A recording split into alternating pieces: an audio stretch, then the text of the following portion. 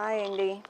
ఇవాళ అల్లం పులుసు చేద్దామంటే 15 రోజులకో లేకపోతే నెలకైనా సరే మనం ఇలాగా కొంచెం ఇంట్లో ఉన్న వాటితోని కొంచెం పులుసు కింద చేసుకున్నాం అనుకోండి, మనకి ఏవైనా హెల్త్ ప్రాబ్లమ్స్ ఉంటే కొంచెం క్యూర్ అవ్వడానికి అవకాశం ఉంటాయి. అందుకే ఇవాళ నేను అల్లం పులుసు చేద్దాం అనుకుంటున్నాను.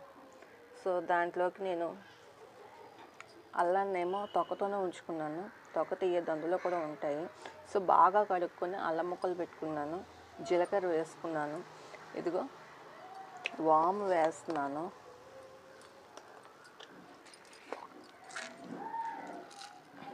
మిరియాలు వేస్తున్నాను. సో మీకు ముందు చెప్పాను కదా, నేను ఏదైనా మనం కొట్టుకుంటూ నూరుకుంటూ ముద్ద చేసి పెట్టుకోవాలని. అందుకే నేను ఇవి నూరడం మొదలుపెట్టాను అనమాట.